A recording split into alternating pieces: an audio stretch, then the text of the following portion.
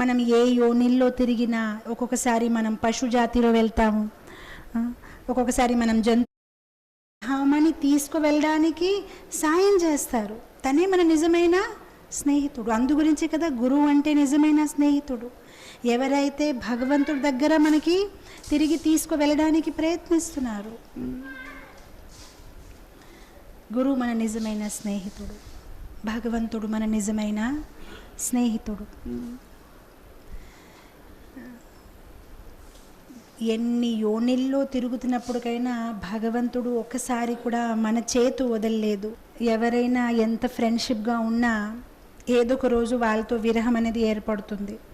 కానీ భగవంతుడు పరమాత్మ రూపంలో ఎల్లప్పుడూ మన హృదయంలో ఉంటారు. మనం ఏ యోనిల్లో తిరిగినా ఒక్కొక్కసారి మనం పశుజాతిలో వెళ్తాము, ఒక్కొక్కసారి మనం జంతువులుగా పుడతాము. కానీ మనం ఎక్కడికి వెళ్ళినా భగవంతుడు మాత్రం మనని వదలరు. మనతో పాటు ఆయన కూడా తిరుగుతారు. ఆయనకు అవసరం ఏంటి? గోలోక వృందావన్లో మనం ఎప్పుడైతే భగవంతుడితో పాటు నివసిస్తున్నామో అప్పుడు మనకి ఒక కోరిక పుట్టింది. తను ఎందుకు సెంటర్ ఆఫ్ అట్రాక్షన్గా ఉండాలి? నేను కూడా అలా ఉండొచ్చు కదా, నేను కూడా అన్ని మేనేజ్ చేయగలుగుతాను కదా. అప్పుడు వెంటనే భగవంతుడు ఈ భౌతిక ప్రపంచాన్ని మన కోసం సృష్టించారు. సో ఇక్కడ మనం ఎలా బిహేవ్ చేస్తున్నాం, ఏదో ఈ సృష్టిని ఇదంతా మనమే మేనేజ్ చేసినట్లు. కానీ ఇక్కడ కూడా భగవంతుడు మనని డిస్టర్బ్ చేయట్లేదు. ఆయన ఇన్విజిబుల్గా కనిపించుకుంటా అన్ని పనులు చేస్తున్నారు. అండ్ మనం ఎలాంటి ఫీలింగ్లో ఉంటాం? అన్నీ నేనే చేసేస్తున్నాను. మన ఫీలింగ్ ఎలా ఉంది? భగవద్గీతలో కృష్ణుడు అంటారు కదా, అహం సర్వస్వ ప్రభువో. ఆ ఫీలింగ్ మనకుంది. అహం సర్వస్వ ప్రభువో. నేను లేకపోతే ఈ ప్రపంచం అంతా కదిలిపోతుంది. నేను లేకపోతే నా కుటుంబ వాసుల్ని ఎవరు చూస్తారు? నేను సంపాదించకపోతే ఎంత ప్రాబ్లం పడిపోతారు?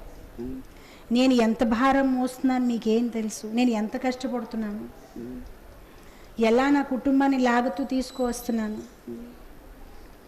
బాబు నువ్వు చనిపోతే మరుసటి రోజు వాళ్ళు నడుస్తారు, నువ్వు ఎందుకు లాగుతున్నావు? చక్కగా నడుస్తారు. ఎవరి కోసం ఈ ప్రపంచం ఆగదు. మనం ఆ భావనలో ఉంటాము. భగవంతుడు అంతా నడిపిస్తున్నారు. మనం ఎలాంటి మనుషులు ఒక్కసారి ఆలోచించండి. మీ దగ్గర ఒక స్నేహితుడు ఉన్నాడు, తన దగ్గర మీరు అన్నీ తీసుకున్నారు, మీకు కావాల్సింది. అండ్ తర్వాత తన వైపు మీరు చూడరు, తనతో మీకు సంబంధం లేదు. సేమ్ యాజ్ ఇట్ ఈస్ మనం చేస్తున్నాం. అలాంటి వాళ్ళ గురించి మనం ఏమంటాం? అయ్యో అస్సలు కృతజ్ఞత లేదు, అన్నీ తీసుకొని అన్నీ చేసుకొని ఇప్పుడు వాళ్ళ వైపే చూడట్లేదు.